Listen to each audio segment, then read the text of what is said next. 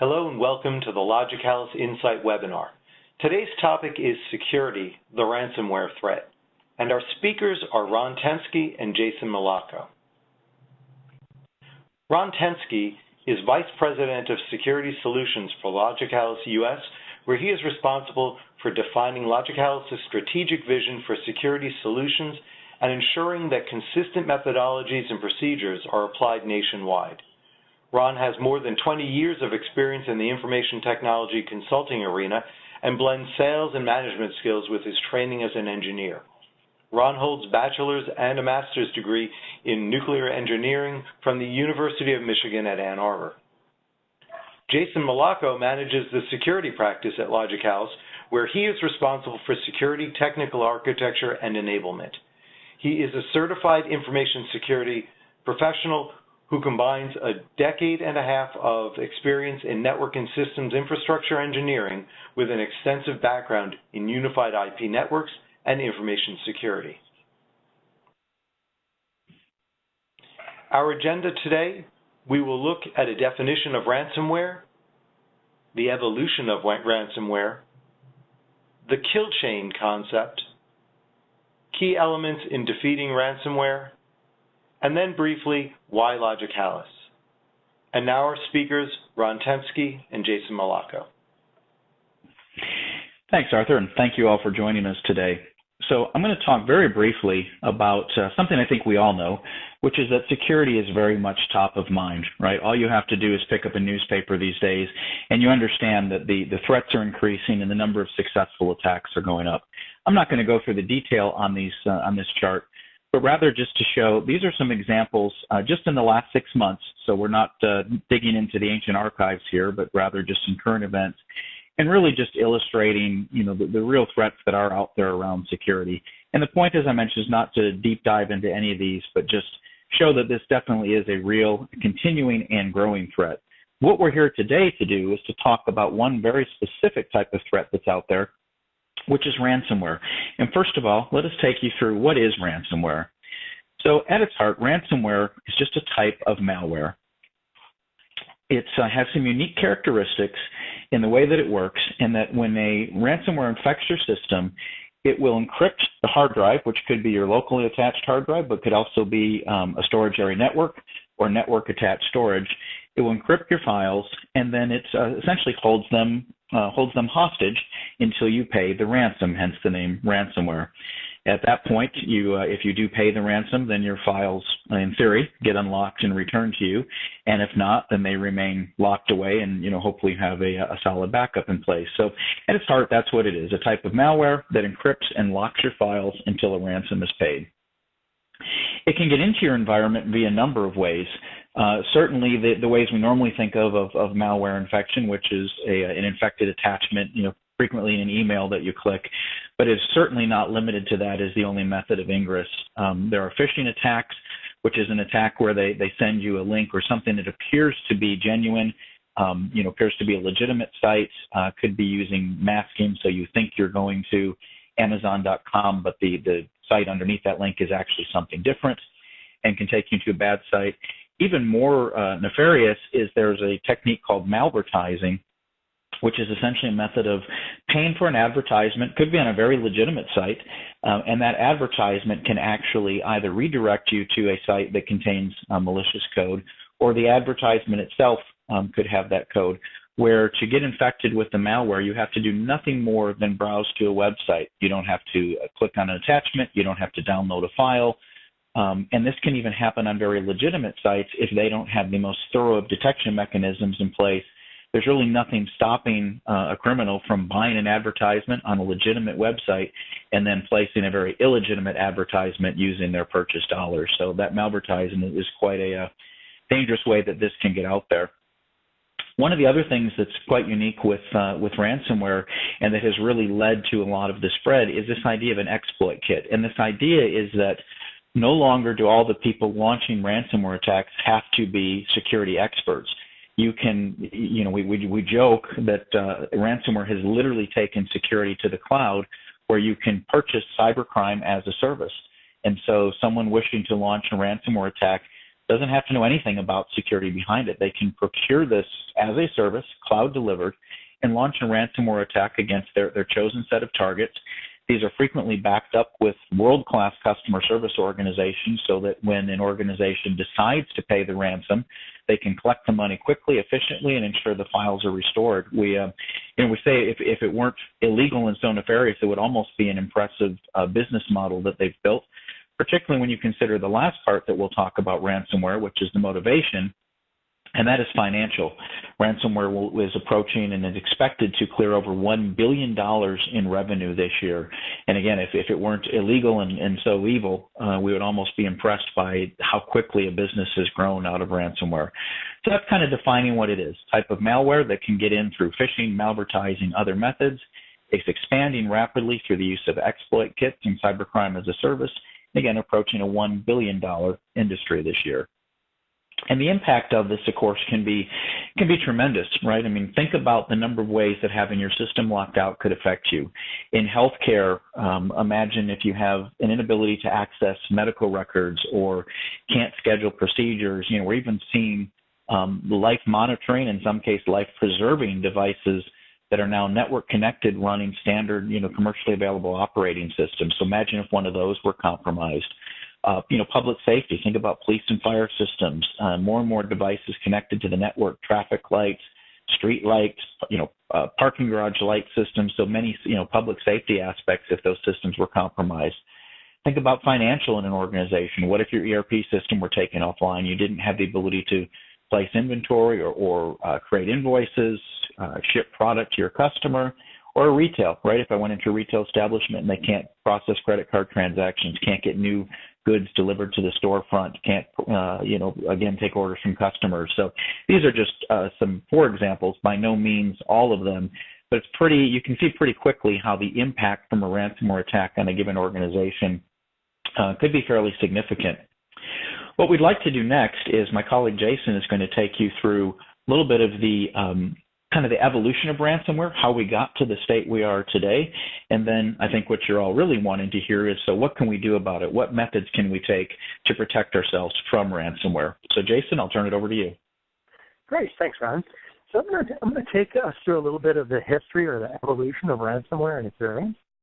The first thing to note is you see on the timeline, that this really goes back to 1989 and the first documented case of ransomware being applied. And for those astute to history, you'll think that rightly this was before the commercialization of the internet and popularization of email, right? So this PC cyborg has a little bit of an interesting story, which actually started out with a floppy disk, actually, and a Panamanian PO box, as the story goes. And just a little bit on that is that there was an AIDS research application essentially that was distributed outside of the United States that fundamentally provided some value, and when you ran it, it said, you're going to be expected to pay. And after using it a number of times, it would literally encrypt the system and ask you to send the ransom, if you will, to the Panamanian PO box. So you can think of the logistics as being very, very cumbersome back in 1989 to do that, and where our technological innovation has come. You kind of look on the timeline, kind of advancing. One of the notable things that happened is, Bitcoin was launched. And for those of you not familiar with Bitcoin, it's essentially a cryptocurrency, right? It doesn't have a central bank behind it. And it allows you to use pseudonyms. You can reach a level of anonymity, and it really makes it more difficult obviously for law enforcement and others to track with a mechanism like that. You can think obviously of times of not ransomware, but credit cards, right? They might be able to launder their money through selling it on eBay or something. So this really gave an accelerated path to bring profit to criminals who would use this ransomware technique.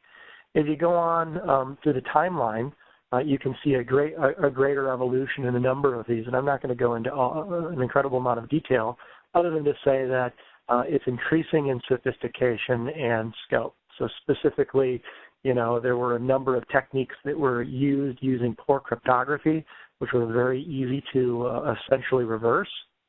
And those methods have been refined to the point where it's no longer that easy to reverse, as well as, this is not just a Windows problem. For instance, in KeyRanger, more modern, that's the first operational ransomware applied in Mac OS X. So this kind of gives you just a glimpse of the history. It's not new.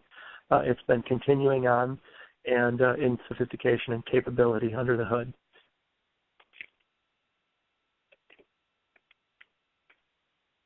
So let's move on to, customary vectors. As Ron already indicated, the most two common vectors are through a web or through email. And, email could take a variety of links. It could either be an attachment, like a document, an archive or an executable, as you would, or it could even be a URL. And the web could have another, a number of methods to get through it, through the, either whether it's malvertising or phishing or a watering hole, as, Rod described. A watering hole is a little bit different in that, hackers might achieve an area of notoriety to the user community that they're trying to reach, so that when they get there, they can infect them. So after the common vectors are understood, the next thing in ransomware that happens is command and control communications take place with an asymmetric key exchange. And my goal really isn't to get into deeply into encryption as it relates to key exchange, but suffice it to say that the malicious actor ultimately ends up with a key that only they can have to decrypt it. So let's move forward here, and once they've ultimately got that key, the threat actor, of course, will then encrypt drives. And it doesn't, depending on the variant, doesn't have to necessarily only be local drives. It could even be, network shares, NAS or UNC type shares. So that's quite an example of more sophistication in encryption and reach of encryption. Those could be anything from, source code files, JPEGs and images, Word documents, just about anything considered intellectual property. And then finally, the obvious final step that we're all familiar with, where the request comes in for obtaining access back to their files. It's customarily of late, it has been Bitcoin, but of late we've even seen a phenomenon of some ransomware asking for Amazon gift cards. So those are good anonymous methods that make it even, as I mentioned earlier, difficult to track. That's the most common ways.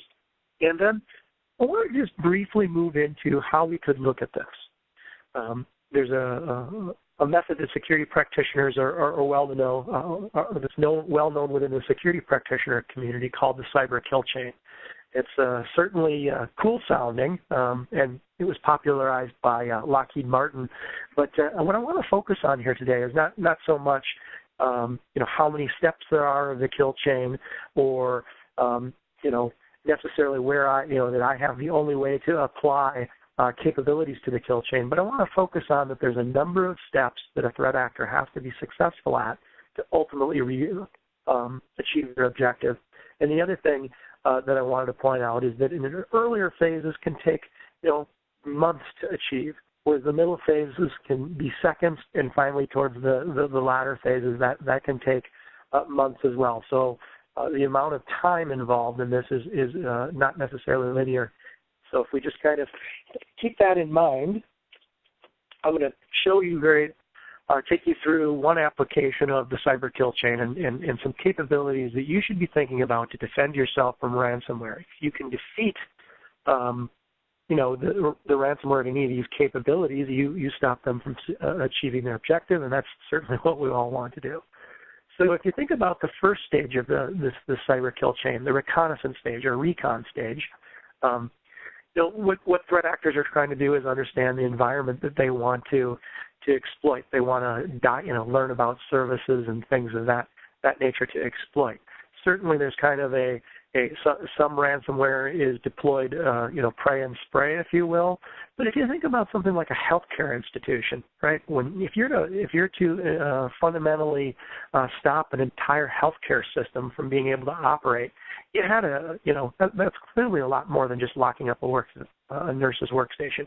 You knew an incredible amount about their environment before you launched your malware, if you will. So let's move to the next stage, which is fundamentally staging or weaponization. The next capability that you should ultimately have at this stage is threat intelligence, right? And I want to be clear that this isn't a product. It's actionable and business relevant information that can be used ultimately later in the stages, or fundamentally, law enforcement. If threat intelligence is working with law enforcement, right, there is the potential for them to be doing things like monitoring hacker forums, and while they're staging or weaponizing, ultimately shut them down. This has actually been known to take place. So having actionable threat intelligence is very useful. And then if we move on to some more capabilities, we'll speak very specifically about launching or delivering, right? That's kind of when the threat actor is now actually weaponized or staged their attack, has the malware, has their target, and is sending it to its destination. So there's 4 discrete capabilities that I'm going to talk about here. The first is DNS security. DNS security is fundamentally takes advantage of the domain name system. Very briefly, for those that you are not familiar, DNS converts a name to a number. So what we can do is we can use, ultimately the cloud with big data and data mining techniques to fundamentally use deep subject matter domain expertise to detect that. And then what we can do is exploit the DNS takes a name and converts it to a number. And instead of converting, say, internetbadguys.com to an IP address, we know that it's bad and stop that resolution from happening. So that's an effective way to stop the launch stage. We also mentioned earlier that email is a common vector, right? So having the ability in email not to just necessarily look deeply at attachments and scan them, but also look at those links and look at those links not just as they come in, but more importantly, when they're actually being clicked on, because the disposition of the link might have changed at a later date. In web security, another common vector, one of the challenges, for instance, is increasing amount use of encryption of websites via SSL. So you might want to have the ability to use SSL decryption and inspect more deeply to draw out that malware traffic. And in this last capability, while it's clear that email and the web are the most common vectors, other vectors can be achieved to launch malware in an environment as well. And for that, we can use a broad spectrum using next generation IPS to drop the connection as well when we see it from, say, a behavioral basis or something of that nature. So moving to the next stage, we're going to move ultimately to exploitation, right, or where the threat actor has reached all these earlier stages, they're launching, and now we're going to try to ultimately exploit a vulnerability. So with network anti-malware capability, again, we want to use the ability to have a deep knowledge of what's actually transpiring. Capabilities that you'd want in there would be something like a file trajectory or cloud-based analytics that could give us a disposition. We don't want to wait around to have a local database of signatures to compare it to. We want a variety of dynamic and static methods to analyze that malware and quickly give a verdict. In addition to that, we could also use next-generation firewall as well as next-generation IPS that, as I mentioned earlier, could use, for instance, a behavioral category or characteristic, if you will, to stop the connection before exploiting. Then, if we move to the next capability, if we've actually found a vulnerability that we can exploit, we actually have to install the malicious software or ransomware in this particular case, and that's where we see a host-based anti-malware. being very effective. It has visibility into things that you can't necessarily see from the network. Obviously, things like in Windows, the registry, CPU processes, or file structure, right? Those are things that can be used and seen with host-based malware to effectively stop the threat actor from installing the actual malware, even though they were successful at exploiting. Then if we move to the next step, as we discussed earlier, there's a command and control, or C2 as we call it. So as you recall, even if the ransomware is installed, the key that can decrypt it needs to be taken off to the system and held by the ransomer, so to speak, held hostage, so they can collect money and provide the ability to actually decrypt your data. So that callback, we can stop that again with, you kind of see the idea that there's capabilities that we can reuse in different phases of this cyber kill chain, and in the callback stage, we can use DNS security. So I've already explained what that is. The callback needs to call, in most cases, a domain to get back to their command and control infrastructure. And when it tries to send the key to a particular, DNS name, we can recognize it as such and stop that from happening, so they can't get the key out. As well, the other capabilities that I've explained earlier with web security or next generation IPS, right? So for web security, for instance, maybe we want to create a policy that would block Tor, since Tor is something that's used for anonymization, right? Tor is a technology that fundamentally makes it very difficult for service providers or law enforcement to understand, IP addresses and where they're originating from. So, for instance, they might literally be in China, but egress with an IP address that is registered in the United States. So those two features are very coupled together and all three of those can be all coupled together as well to stop command and control from being successful. And then there's yet another stage after that whereby the ransomware is going to want to persist, right? They're going to want to create an action on their objectives. They're going to want to be able to do things. Maybe we've talked about ransomware, which is a class of malware. There's other malware, and maybe you've paid the ransom, and there's a honor amongst thieves is maybe one saying, and they want to support their business model. So fundamentally, you pay and you get it back, but that's not to say that there's not another malware that they might want to monetize.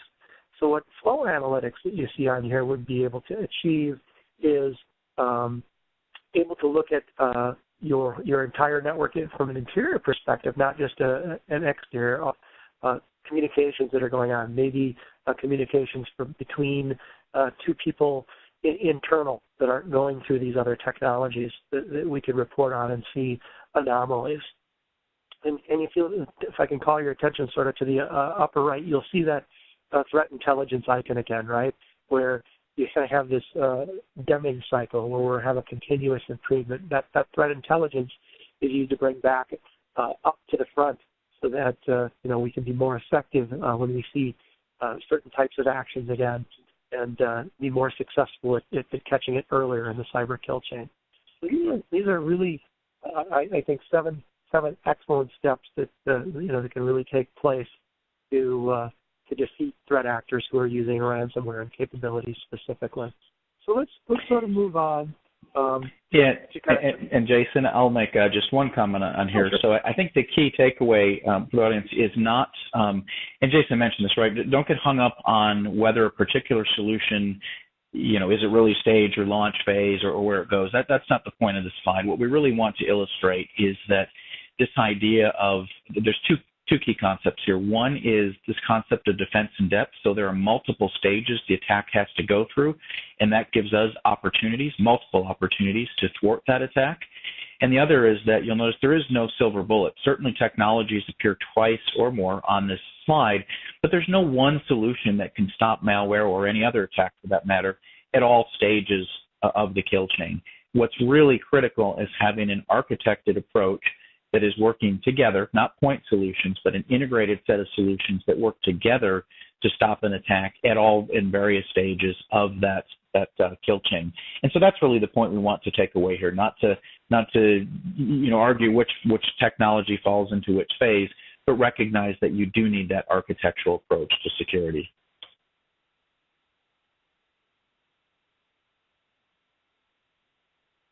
So if you look at a sampling of ransomware that we have on here now, this is certainly not exhaustive, but you'll see some patterns, right? Predominantly, they are using an encrypted command and control method where they reach the command and control network using DNS, and they often use DNS once they are successful at encrypting and getting ultimately the key hostage, right? The payment method that you go to is ultimately DNS as well that the victim would go to. So if you look at some of these, some notable things, for instance, you'll notice that Locky uses both DNS and IP address, right? It's not to say that DNS is exclusively used. There are a variety of other capabilities. In that case, a static IP address is used in Locky, right? That's I think pretty notable. Another thing that I think is interesting about Locky that I mentioned earlier is that it's not just local file systems. There are UNCs or universal naming convention shares that it can reach. It can encrypt those, or NASs as well. So others like SAM, where you're seeing that there's no command and control, there's a little bit of yet another variant. It doesn't really use command and control because it has a manual. The threat actors in that case use a manual process of key generation. And the reason for that is that, this is a particular version is frequently used against healthcare, right? They're looking for much larger ransomware sums, and as such, they can justify that kind of time to invest to do that sort of activity. So, and then of course I already mentioned that earlier that KeyRanger is ultimately the first Mac OS ransomware that was operational, if you will. So you see a variety of methods. And just that ultimately emphasizes what Ron just said earlier about taking an architectural approach, not a single capability, not just having a single capability or the false belief that you can just buy one thing and it will be your silver bullet. It just won't work. So I think that can give you a good understanding of why you need a variety of controls. Thanks, Jason. So what I'm going to talk is a little bit different way of looking at, the same thing, if you will. So we haven't really talked a lot about governance, risk management, and compliance in this presentation, since we're really focused on one specific threat vector of ransomware. But I'll mention it now at a high level. So, this is obviously not an interactive forum, so I can't really request audience participation. So I'll just ask it in the form of, questions you can ask yourself. And, one of the things that we like to have when we're talking to someone is, some fairly obvious questions, right? Have you ever been breached? You may or may not decide to disclose it, or more importantly, you may or may not know, right? And that's the natural follow-up question is, how would you know? Do you have mechanisms in place to detect that? And lastly, if you were breached, do you have an incident response plan in place? If we said hypothetically, you've been breached right now, what do you do? And what we find is many organizations haven't thought that through. So from that risk management perspective, we really stress this importance of having an incident response plan, and that the time to create that plan is not during an attack. When emotions are running high, people could be panicked, stressed out, but when cool heads prevail and have a very clear documented plan, and one that all interested parties, involved parties know and have practiced, and dress rehearsal, if you will. Now, there's much more to governance, risk, and management compliance than just incident response planning, but that's the one I want to mention that's somewhat, really tied to what we're talking about. So the other part I want to cover here, it's another, maybe simpler way than the kill chain to look at it, and that is this idea of looking at security both in a before an attack, during attack, and after attack. So for many years, the security industry really focused on the before. This is the preventative aspect of security, and this idea that we could prevent any attack from happening. And that would be great if we could. I think we would all sleep better at night and wish that were the world we lived in. But it's not. We have to recognize that, prevention is extremely important, and we want to prevent as much as we possibly can. we have to recognize that there is no such thing as 100% prevention.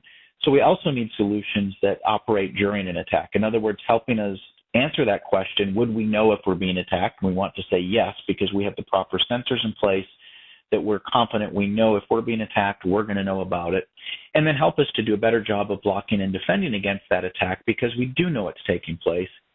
And then lastly, where some of the incident response plan comes into play, is this idea of after an attack, being able to very accurately know the scope of that attack so we can repair any damage that happened and have confidence that we know that scope and so we're not missing areas, that we can contain the attack, and that remediate not just from the standpoint of repairing damage, but also from the standpoint of doing a root cause analysis to understand how did that attack succeed in the first place, right? How did it get past our defenses? Must have been some vulnerability that was exploited, so we can go back and shut down that hole so we're not leaving ourselves vulnerable to the same attack vector a second time. And the other key concept here is that we have to do this before, during, and after, not just at the network, not just at server and storage, but across the spectrum of network, endpoint, virtual, mobile, cloud, and that we're looking at things that look not only at point in time in attack, but that are monitoring on a continuous basis. And we have some form of a security operations center, or SOC, whether it's your own SOC or you partner for that, but that is looking at your security posture 24/7. You know, an analogy I use for this to kind of illustrate the concept is, you know, one we're all familiar with, driving an automobile, right? If we think about preventative, we have brakes and horsepower and steering to you know, dodge an attack, to brake to avoid hitting it. But we don't just do things that prevent an attack. That's why we have seat belts and airbags to protect us. It wouldn't be attack in this case, but a crash, right? Analogous to an attack. And we've even now seen that industry go into things after an attack, with things like an OnStar solution for calling, you know, ambulance or fire or police support afterwards, or if the case is not an accident but a theft, things like, you know, LoJack and other methods for recovering a vehicle after the fact. So there are analogs outside of the IT security world that very much use this before, during, and after approach, and one we think applies to security as well. So in summary, you know, what are the things you can do right now to protect yourself against ransomware and other forms of attack? Number one, certainly, is taking this architectural approach, recognizing that there is no silver bullet that can prevent an attack, and realizing you need solutions that go across the multiple layers of the kill chain, or the before, during, and after, if you will, and that are tightly integrated, that the best of solution A and the best of solution B that don't talk to one another is not nearly as effective as a tightly coupled, tightly integrated solution. Number two, that you have a very tight business continuity plan. Now, we didn't talk a lot about it, but one thing that can happen with ransomware is you may have to restore from backup. If it does manage to get past all your defenses and compromise your system, if you're choosing not to pay the ransom, your other option at that point is to restore from backup. So having a solid business continuity plan that's not just planned but tested, right? The old cliche of backup is easy, it's restore that's difficult.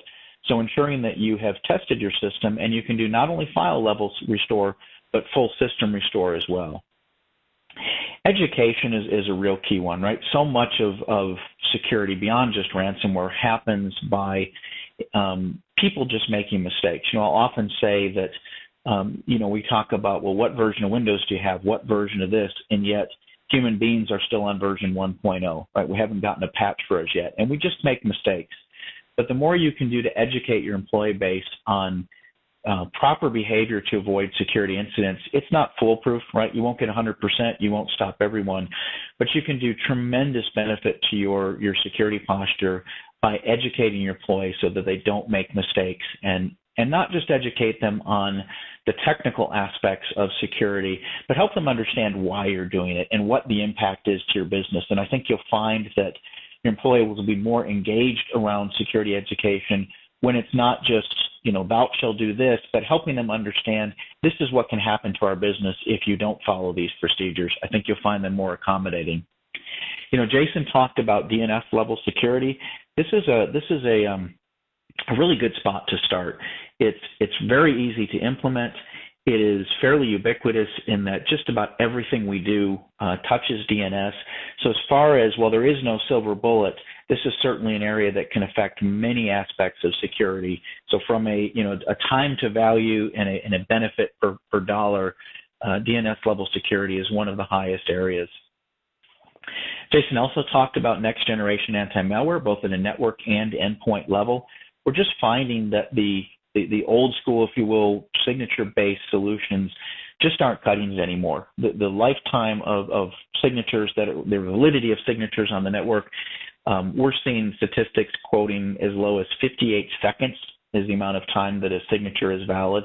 Just, mind-boggling how quickly they're out of date because at the rate of which these systems, polymorph and adjust themselves to bypass traditional signature defenses. So you have to be looking at next generation solutions which focus more on behavioral-based and heuristics rather than signatures for detection. Same thing with the next generation firewall, very similar approach there. Vulnerability management is another key area. One of the things we've seen as an industry trend is that the manufacturers, whether it's, the folks who make your operating systems, your infrastructure, your firewalls, they have gotten much better over time about when a vulnerability is discovered in their products, developing a patch to close that loophole very quickly. It used to be months sometimes to take those loopholes being fixed, and now we're seeing days, sometimes even hours, that they're issuing patches. So the industry has really stepped up their game about producing those patches. But if we're not deploying them as their customers, it does us no good. There was I'll quote some data from a study that Cisco did recently. They were polling their own customers, and this was released just a couple months ago, so it's fairly current. And what they found is that there was a particular vulnerability they looked at that had been discovered in 2011 and a patch issued for that vulnerability in 2011. And as of the middle of 2016, 5 years later, almost 25% of their customer base had still not patched that. So it does us no good if the manufacturers produce patches to close down these loopholes and we as their customers don't deploy them. So implementing a solid vulnerability management program is just absolutely critical to the success of your environment. And you'll be amazed at how much you can protect yourself by simply being current on your patch management. Of course, I've already talked about an incident response plan, so I don't want to beat that to death, but just to say it is very important, and particularly to have one that is planned in advance and rehearsed in advance, so that in the event you are responding to an emergency, cool heads will prevail and panic won't take over. And of course, having a secure operations center. And the key point here is that this can't just be labor, right? You're not going to keep up with the attackers if everything has to be brute force. We can certainly assure you that they're using automation and orchestration to launch these attacks, and you have to build automation into your defense as well for your secure operations center. And then the last point here is this idea of continuous testing improvement, that security is not a one and done approach, right? You have to do this and then continue to evaluate, test your own environment, and continue to update. So lastly, I'm going to close out with a couple slides on why Logicalis is the right partner to help you with this and some of our approach to security.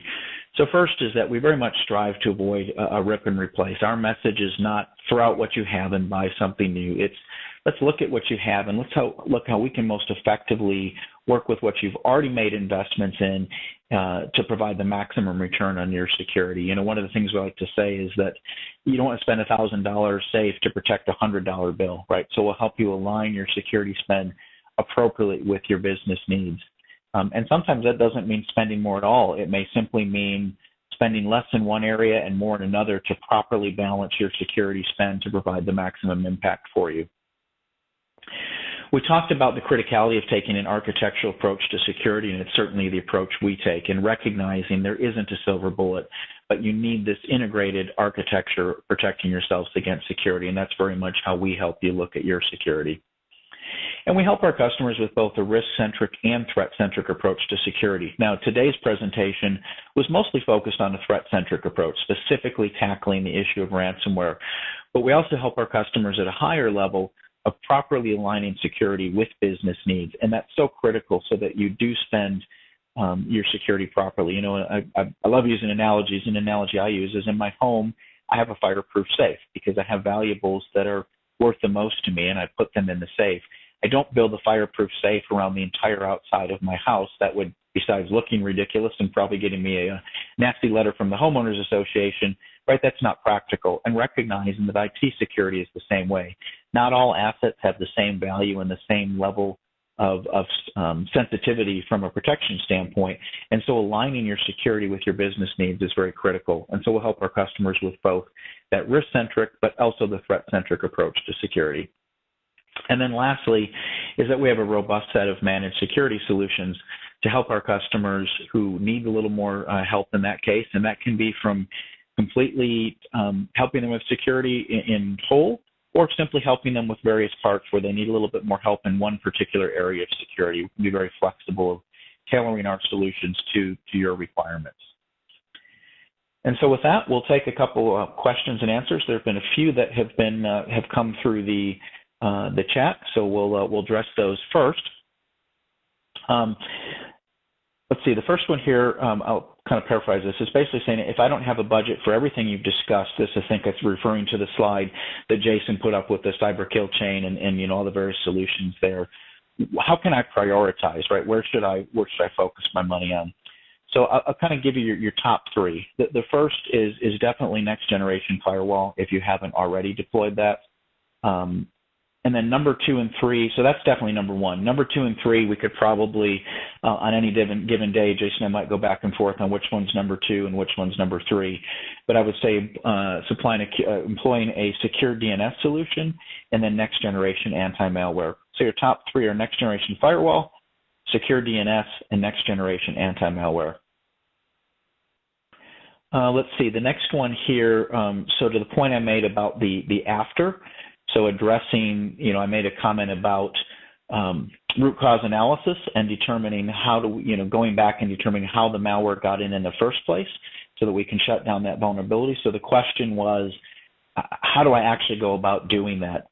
I would say one of the best ways you can do with this, and this actually ties into my prior comment around next generation anti-malware, is to have a system that has retrospective capabilities. We're seeing that emerging as a feature now certainly in some next generation anti-malware tools, where you can go back, basically rewind time and trace file trajectories through the environment. So even if a file passed your detection because it didn't trigger an alarm at the time, and it turns out it was actually malicious in nature, the ability to still go back in time and say, okay, we can trace exactly every point that file went into the system. And so that's key in 2 areas. Number 1, it helps us trace back to the reason the question was asked of how did this get in my system in the first place, so we can backtrack that and help figure that out.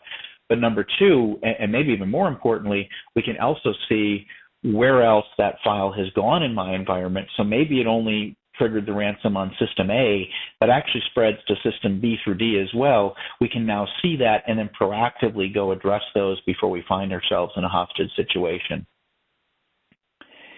Looks like we have one more question, which is, and we get this one all the time, which is, if I do get compromised, how do we make a decision whether to pay the ransom or not? And this is such a hard decision for customers, right? And certainly emotions can run high here. So my first comment I would say is that very much like the comment we made around incident response, is that the time to make that decision is not when you've been held hostage. The time to make that decision is in advance, and I would argue that's part of your incident response plan. Is you should have already decided if we should be compromised and held hostage, what is our policy on that? And that policy could be different, by the way, on various systems. And in fact, I would say it probably is different on systems, in that you need to evaluate this based on the business impact of the system that's compromised. And I would suspect that most organizations may have a subset of systems where your policy is to pay, and another subset where your policy is not. And of course, another factor that will help you in making that determination is the health and the robustness of your business continuity plan. In other words, how comfortable am I that I can restore from backup? How comfortable am I that that backup is not in itself compromised? And what is the amount of time it will take me to do that recovery? Is that within acceptable, downtime parameters, or do I need to restore more quickly? So I can't give you a straight yes or no answer on that, but hopefully some parameters that you can use to help make that determination for yourself. The last point I'll make on that, and I'll make the point with a caveat that you need to be careful. I certainly wouldn't want anyone to employ this and allow timers to expire and lose the ability to recover their files.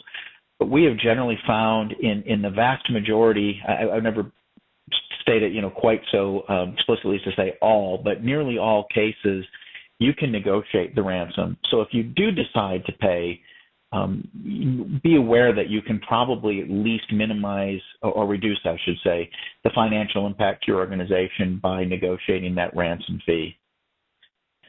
Arthur, I'm not seeing any other questions in chat, so unless there are any other out there, I think we can call this a wrap. Yes, thank you very much. Thank you, everyone, for attending today's webinar. It will be recorded so that you or your colleagues can review it. Thank you all for attending. Have a great day.